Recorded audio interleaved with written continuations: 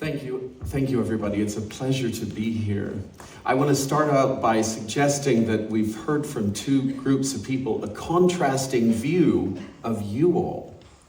The students suggested that when we see a room full of teachers, it invokes fear and trepidation, that a difficult exam will soon ensue. And we've heard as well that a group coming together like an event today will inspire and help us to produce new ideas.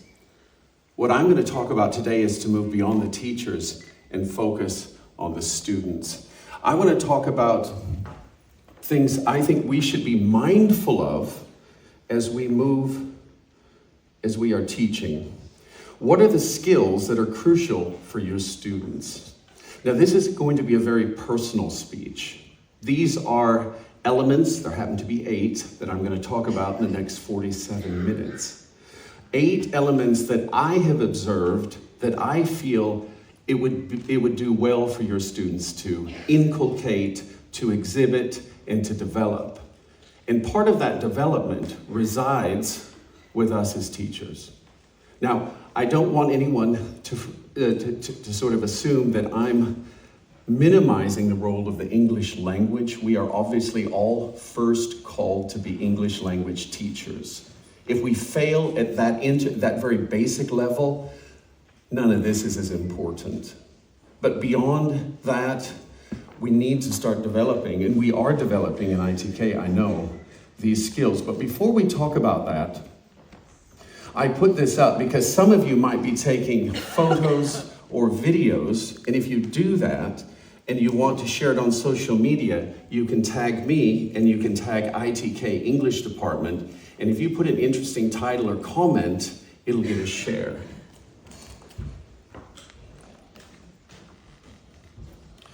We're going to start out with just a little bit of reflection. I want you to think, and if you want to think with your neighbor, think about a successful person that you know personally. What made them successful? You can talk with your neighbor or just ponder that question on your own. Go.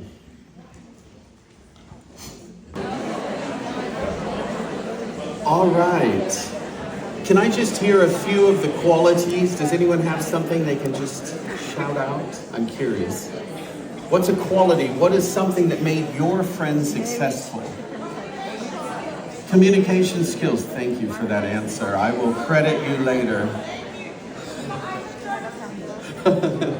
Das ist auch gut. Kein Problem. Anything else that made your friend successful in your view? Ambition. Discipline. Oh, I like discipline. Working. Principles. Nice.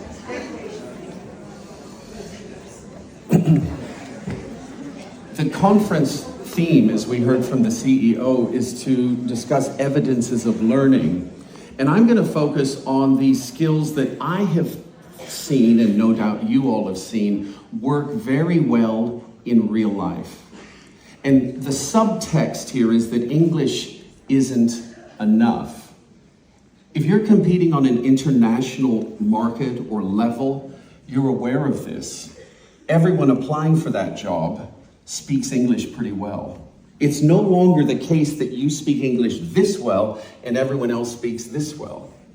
Everyone is speaking English at a very high level. So how do we train up our students to distinguish themselves from the rest of the pack?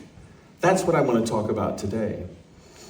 And I'm going to suggest that it's these extra skills that provide that difference between success and not being successful on particular occasions. The first thing that I have seen, the first skill that we absolutely have to develop, and which we are in our classes, is effective communication.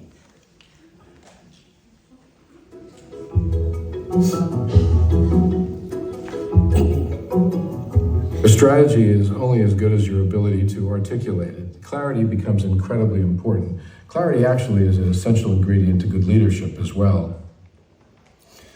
Clarity is an essential ingredient to good leadership. Now, I want to break that down because what clarity might be for you is not the same thing that I have in mind. So I'm going to give you a few examples, and I know that we've all experienced this. Excuse me.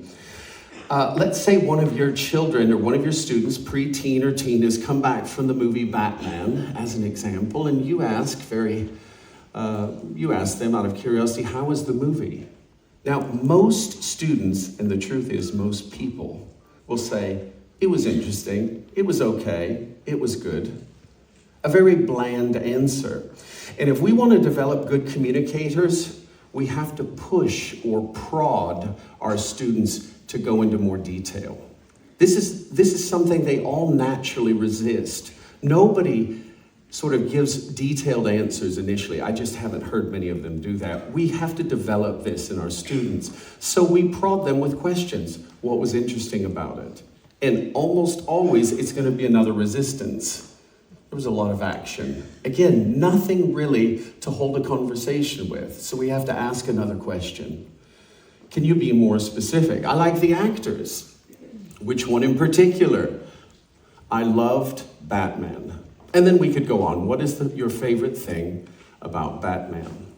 And what we're doing when we ask these series of questions is we're doing two things. We're developing their level of thinking, and we're helping them become clear communicators to the point that they begin this answer, they answer it in a very straightforward way. I think Batman is a cool superhero because he has no superpowers but still fights crime. Now, I like Batman. I like how Batman uses intelligence and gadgets to solve problems. Now, if you parse these sentences, they're not inherently or intrinsically difficult or challenging. There aren't many difficult words here, but this is a great answer because it's detailed. And that's what clear communication is. You can have a conversation with this. A great answer or a great explanation allows the listener to agree or to disagree with you. But when you're so general, there's nothing to agree or disagree or even really have a conversation about. And so we want to develop that effective communication. Effective communication is a result of a developed mind which is evidenced by detailed answers and not strictly good English. I want to give one quick personal example, and this example actually inspired the first point. So I went to Oxford, and we have a group of 6 of us. We played rugby and we rowed together at Oxford, and we're friends. So for the last 25 years, we have been traveling and meeting up annually or before families much more often. And it was interesting because there's one guy in our group in particular that it caught my attention how he answered questions. People would ask normal questions, what do you think about this, or how was your weekend? And he didn't just give the pat answer that everyone, it was okay, not much, a little bit boring. He would always provide a level of detail so that it was actually interesting to listen to. It wasn't anything special, but he overcame the laziness of saying it was okay. And he said, weekend wasn't bad. Actually on Saturday, went to visit family, and in the afternoon we took the kids to see an old castle in a town called whatever they call them in Wales. Big letters and words. But what was interesting is you could actually visualize it. And I understood that Rodri, which is a very Welsh name, answered questions in a different manner.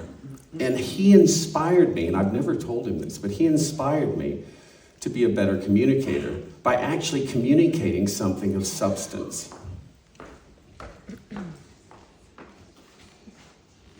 Critical thinking is, I think, the second ingredient that we need to actively develop in our students. And now let's talk about how we get from effective communication to critical thinking. And I'm going to suggest the distance from clear communication to critical thinking is actually quite small.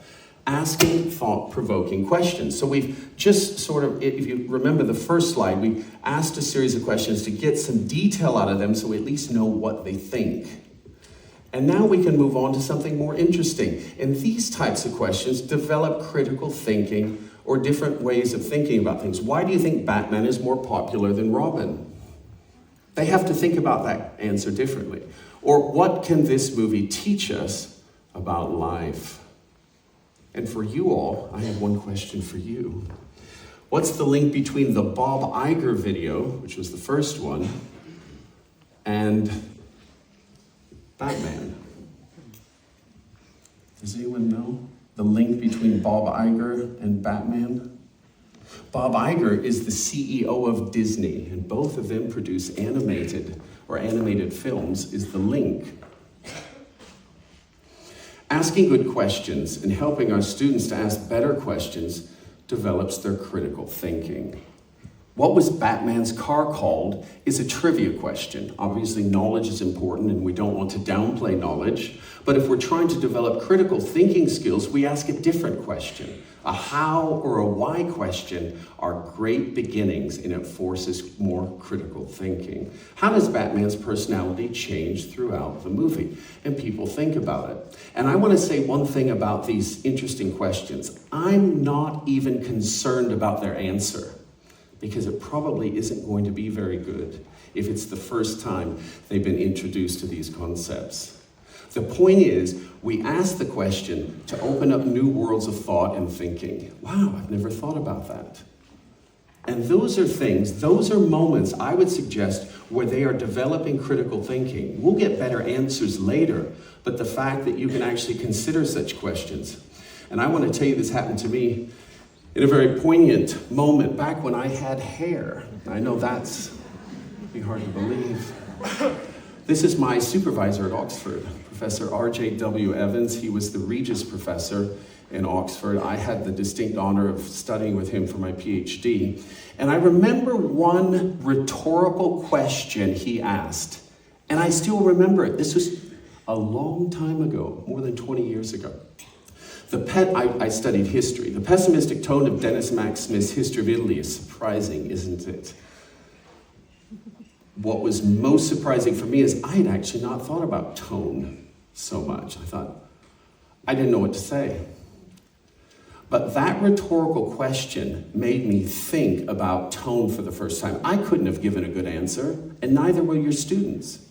But you're introducing them to new realities. And so offering these questions expands their thinking in ways they hadn't considered. That is the beginning of a development of critical thinking. Now, I have pretty good answers for this question, but it took time. And that's what we need to give our students is time. But we don't stop asking questions. And number 3, the third point that I have seen work very well in my sort of circle is empathy. Here's a quote. I'm not big on quotes, but I'll give you one quote. People don't care how much you know until they know how much you care. And I've just seen it. I've seen when people care about others, when you ask questions, not just about when's the project going to be finished, but hey, how's the family, or how are you doing, or how's life? People appreciate that. Wow, I'm a person, not just their employee. People work harder. People are more committed. I heard someone Zelda mentioned up at the front here that I feel like I'm in a family. ITK has developed a very special atmosphere, because in the only way you say you feel part of a family or you feel part of a community is if people see you more than just a teacher. They see you as a mother, a person with a family, and they actually ask about it. This provides a greater desire to work and be successful. So if students want to lead, they have to care first. And so how do we actually do that in the classroom? How does that manifest itself during the day? Well, I'll give you one example, and I know some of you are already doing this. But we of course rehearse the language first. That's our first calling, is English. So we'll talk about verbs, slip and fall, and the nuances between verbs, or phrasal verbs. To slip out of your hand or to fall down. We can talk about phrasal verbs, but once we finish the language component, then we can get into the life components. And we start asking questions. How do you think that boy feels? Now, some kids, surprisingly, might not have even thought about it. They just laugh because they think it's funny. But by asking this question, they go, oh, I guess not very good. But again, I'm not as concerned about the answer. I'm concerned that I ask the question and that I see their thinking. That's a victory. That is developing emotional intelligence. When you stop thinking about yourself and you think about the other person. Here's another one. How would you feel if that were you? Oh. And then maybe a third one. If you were in that room, what would you do? How would you help them? Or maybe the boy, if you saw the little boy drop his ice cream cone, how would you react? And so now we move from empathy to action. From not just feeling bad, but actually helping. And so we can teach these sorts of things and show that there's a process to it. Teach students to be more sensitive. Sensitive leaders invoke a sense of loyalty and community in their organizations, and ultimately they're more productive. Who knows this person? Does anyone know this person? Yes. Who is it? Mr. Beast. Mr. Beast. Who's following Mr. Beast? Okay, a third of the room. Others are wondering, why is his name Mr. Beast? Mr. Beast used to be called Jimmy Donaldson. Now, Jimmy Donaldson, look at Jimmy, very unassuming. Jimmy sat in the back. Now, I know some of the details because I watched his interview. He sat in the back. He wasn't a good student. He was distracted. He wasn't engaged, wasn't interested. And if you look at Jimmy from a teacher's perspective, and whether we do like it or not, we sometimes sort of judge our students a bit based on how they look. You wouldn't think that is a brilliant person sitting in the back of the row. He got average grades, was never contributing to class, and ultimately he dropped out of university after a semester. But what's interesting is that Mr. Beast, Jimmy Donaldson, is the most gifted, if we count number of followers. He has 360 million followers. He's the most gifted YouTuber in the world. And reason students are bored, and I'm not here to give a pedagogical talk today, but I want to do it in the context of Mr. Beast. Either the lessons are irrelevant. Why are we learning this? By the way, if I have a student who asks me, why are they learning this? I have one last chance to save them. Anyone who asks that question is still engaged. And they're saying, how does that relate to this? That is a great question. And we have one more chance to save them before they check out. So if you get that question, it's positive, but a serious warning. It's too easy or too hard. The subject limited autonomy in the case of Mr. Beast. He just didn't feel he could express himself in the ways he was naturally gifted to do. Or the teaching methods are monotonous. Now, what I want to suggest is that, and I realize this can be difficult with if you have a big group of students. I've taken, and I don't know the curriculum set up, so please don't take this advice if it's contrary to the sort of the practices of your school. But for me, I take a very entrepreneurial approach to the teaching. I want to, if the person is uninterested, I'm going to do whatever I can to interest them, because we know the results. If they're not interested, nothing's going to happen.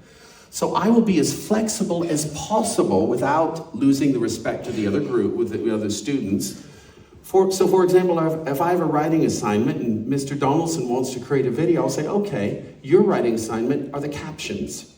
I'm going to judge you on the captions. I'm going to do whatever it takes to keep them on board. I'm very flexible. I say, all right, here's what I need done. Here's what you're interested in. Let's find a middle ground. And oftentimes, when two people have the same goal, you can find that middle ground. All students have creative potential. I'm not suggesting we're all Mr. Beasts, but how many Mr. Beasts do we have in our classes? Oh, that doesn't sound very good, does it? Some of you are looking at me saying, Professor, I don't want any beast in my class. I have enough problems, thank you.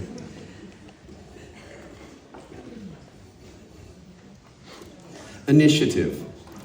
Willing to do something new and on your own. Now, this is a skill that is a little bit further removed from the ESL core components of your classes and curriculum. But I'm going to suggest that these are things we can also teach profitably for our students. Here's the first thing I think we can inculcate in our students. If you were to go back in time and have a conversation with your 20-year-old self, when you were starting from zero, what's the best piece of advice that you would give to your younger self? Believe in yourself, because I doubted myself a lot before I actually took that big leap into working on my own. This lady, I unfortunately don't know her name, but I saw the interview and she talked about, she's a successful business owner in Houston, Texas. But she had on her heart this desire to start a few businesses and just didn't feel she was good enough. And finally, as I heard the interview, it was her sort of husband saying, believing in her, she started to believe in herself. And so she started these businesses and she's been very successful. And so are we instilling belief in our students? Now, obviously this isn't a core component, but there are moments in every class or at the end of every class where there are appropriate times we can speak into a student's life and say, listen, I know it's been difficult, but you can do it. I know it because I know you. These moments are important. Everyone needs this. Now, they might have a great family support and they get that at home, but we can't make that assumption. If you were to go back And then in time, finally, the second part of this is to follow your heart. I would suggest that this is part of having initiative. Now, Jeff Bezos, who is the founder of Amazon, is going to explain how he decided to start Amazon. And here's his answer. I really liked my job, and I told my boss I was going to go do this thing, start an internet bookstore. He said, I think this is a good idea, but it would be an even better idea for somebody who didn't already have a good job. And that sort of made some logical sense to me, and he convinced me to think about it for a couple of days, so I went away, and I was really trying to get my head around how to think about this. And I think, for me, the right way to make that kind of very personal decision, because those decisions are personal, they're not like data-driven business decisions. They are, what does your heart say? And for me, the best way to think about it was to project myself forward to age 80 and say, look, when I'm 80 years old, I want to have minimized the number of regrets that I have. I don't want to be 80 years old in a quiet moment of reflection, thinking back over my life and cataloging a bunch of major regrets. Now, all of us in the room, including myself, have these regrets. Yeah. I shoulda, woulda, coulda done that, but didn't. We all have these. And so from this perspective, we have enough experience to share with our students ways to overcome that, to avoid those hesitations that maybe we now regret we didn't make. And so following your heart, believing in yourself, these are two components of initiative that I think we can start to develop or try to develop in our classes. You miss, here's a phrasal verb. How many know what this means? You miss 100% of the shots you don't take. How many have heard of that phrase? What does it mean? What? Can't win them all the time? Almost. You can't miss and will not score if you don't throw the ball. That's right. If you don't make an attempt at the bucket, there's no way to score any points. At least take a shot. At least take a shot. Do you know who the basketball player is? Okay, good. Resilience, number 6. The ability to try again after failing. And I want to, again, instance, this is Jensen Huang, the NVIDIA. It's one of the largest companies now in the world. And I realize that a lot of these are very business-oriented, but they had really good videos that prove the point. Now, Jensen Huang talks about resilience. He's talking to a group of students, but in a very interesting way. He doesn't say failure, he says pain and suffering. So when you're listening to this, pain and suffering is his sort of idea of failure. And listen to what he says about this in a very short video. What advice would you give them to improve their chances of success? People with very high expectations have very low resilience. And unfortunately, resilience matters in success. You want to refine the character of your company. You want greatness out of them. And greatness is not intelligence, as you know. Greatness comes from character, and character isn't formed out of smart people, it's formed out of people who suffered. Greatness is formed out of people who failed or suffered. Language learning comes with setbacks and challenges. What I want to suggest is that all of you in this room are some of the best teachers on resilience, and you don't know it. If you've told your students, listen, mistakes are part of the game. I made many mistakes growing up. Just keep speaking. Don't worry about them. Don't stop speaking. How many of you have said that to your students? This is resilience. Get up again. You made the mistake, get up and continue speaking. That's how most of us learn. We learn through trial and error. Now, what I'm suggesting is we move beyond the ESL classroom into life. The same principles that you're teaching about speaking apply to life. All right, you made a mistake. Get up and do it again. Try again. It's okay. If it works with English, it should work in other areas, shouldn't it? I think so. Yes. So we are experts in teaching resilience, but we didn't know it.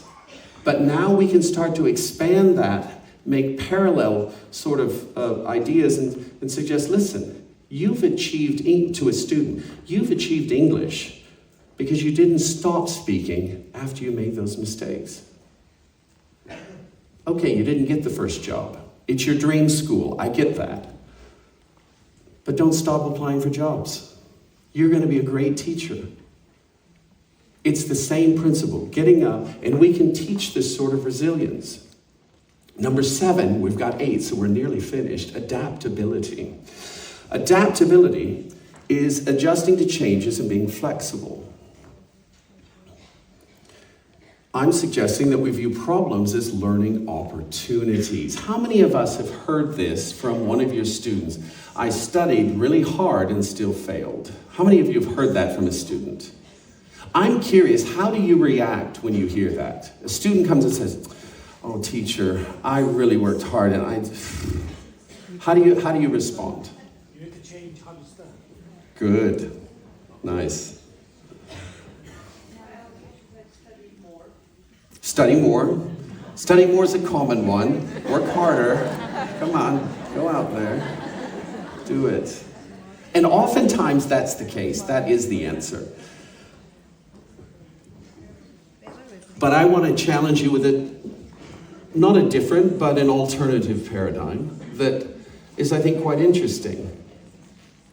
We don't teach one of the most valuable skills in life, adaptability, yet we are given that opportunity every single day because students either fail or underperform in our tests.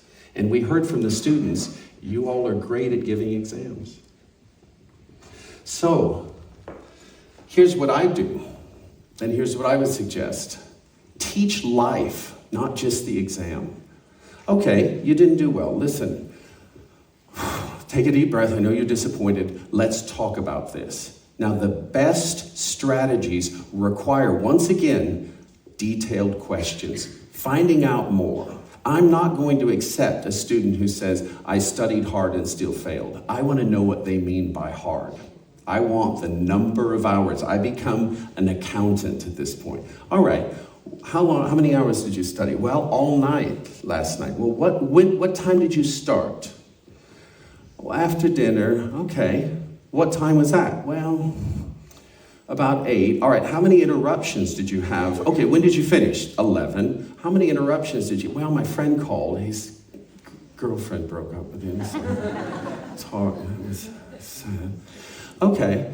Any other? Well, yeah, I sent a few texts, and I had my favorite sort of podcast. I had just 15 minutes, so Professor. And suddenly now, hard work becomes an hour and 3 minutes. And so the more detail you know about that student, the better we can strategize. But I teach it in a life way. I say, listen, we're going to fail. We're going to work hard and fail in life, in interviews, in jobs, in businesses we start. I've experienced it. We all have experienced it. But the best way to rebound is to understand the problems in detail and then make a different strategy. So the more you know about that student, it doesn't take long to ask a few detailed questions. All right, what did you prioritize when you studied? What did you study most? Did you look at this? How much time? What's the proportion of time you gave to each section? When I walk into a doctor and I say, I'm feeling bad, he doesn't say, okay, just feel better, here's medicine. No, he asks a lot of questions, and guess what? If he's not convinced you've given him the right answers, he's going to get an x-ray. That's a nice way of saying, I don't believe you. So we shouldn't believe everything we hear. We want to get the details, and then we can make a better prognosis. Now it's clear. But we teach life that say, listen, it's okay. Keep adjusting. Keep changing your strategy until you're successful. That's life.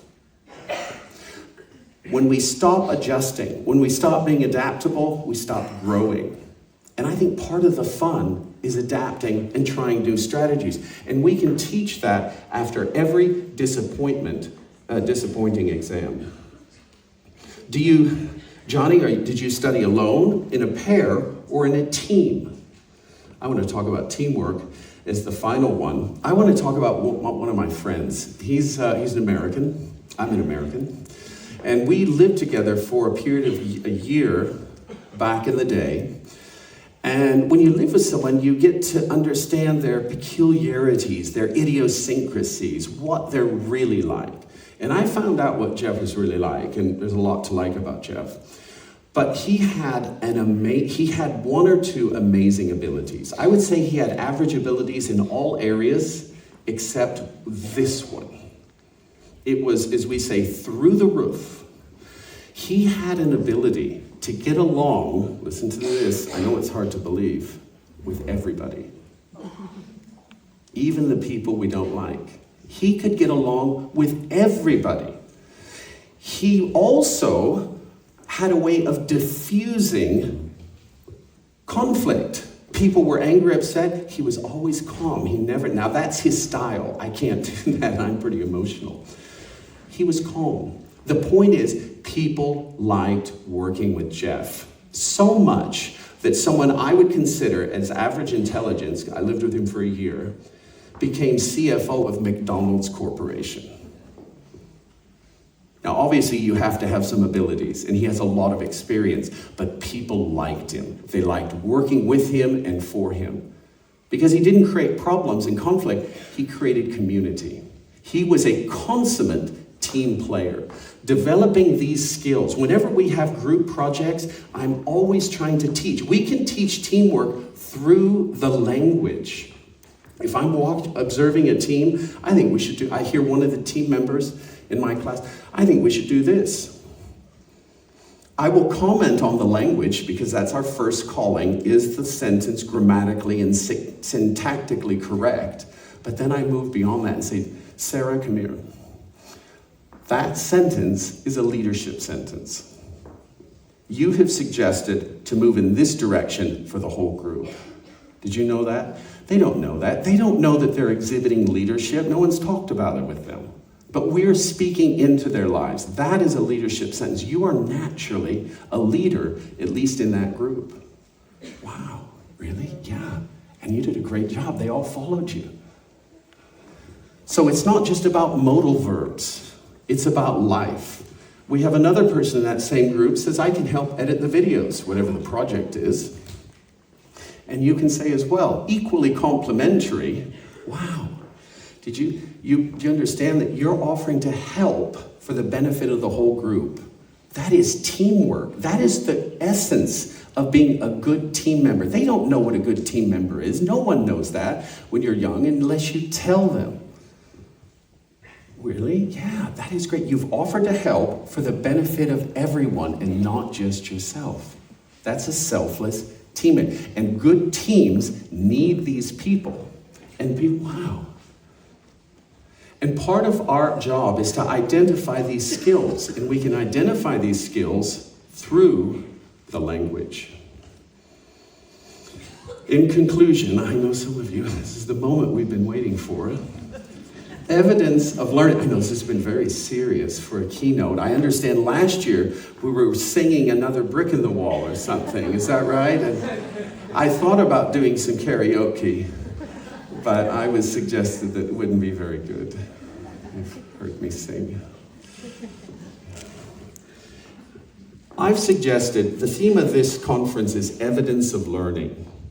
And what I've suggested is that for us teachers, that evidence moves beyond simply speaking English or writing or listening, but into these other very critical areas of life.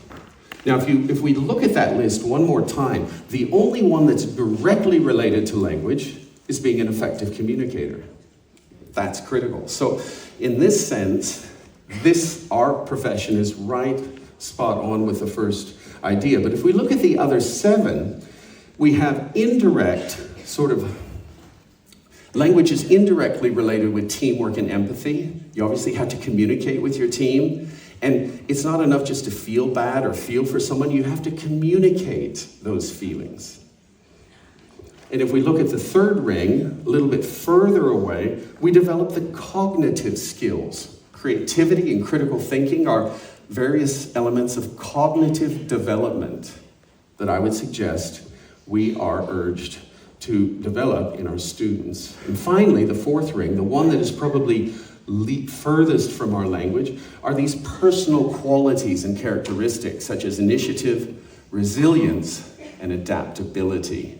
But I would suggest just as critical for a student's success, for your student's success in particular. Now, I asked an opening question, what made your friends successful? You can just ponder for a moment and see how many of those somehow relate to the 8 I've mentioned. Now, keep in mind, this was a personal talk. This list wasn't generated by ChatGPT. It was, I'll sign that waiver afterwards. These are things I understood from my own experiences. And I know there are no doubt others. I heard someone say principled, and there were some other ideas. Hardworking and discipline. I think discipline's huge. Yet, just one thing on discipline. I find it so fascinating. Is as teachers, you understand realities you didn't understand before. But in my teaching experience, I'm curious how it compares with yours, the people, the students who make the biggest progress aren't generally the most talented. In my experience, the ones who make the most progress are the most disciplined. They're consistent, they're disciplined, they do the work, they make the most progress. And I think that's really interesting and important to remember.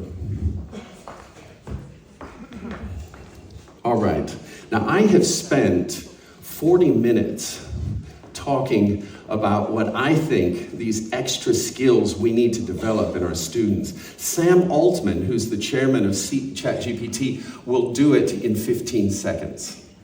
So I apologize for being long-winded. Listen to his answer on what do you think kids should be studying these days. Listen to his answer. Here we go.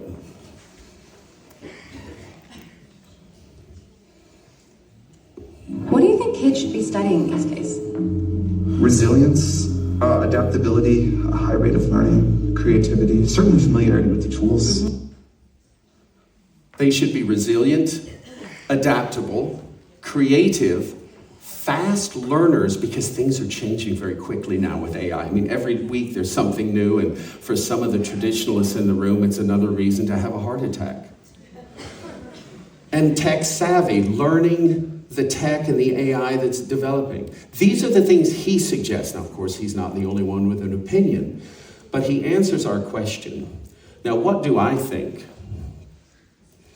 Which of these on the list here do I think are most important? I'm going to let the last video, I have one last very short 20-second video, I'll let you decide what my view is on this.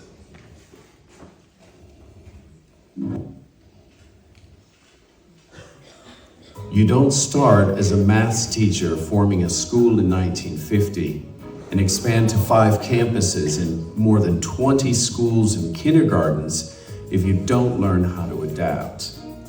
No one knows better about adaptability than the leadership at ITK.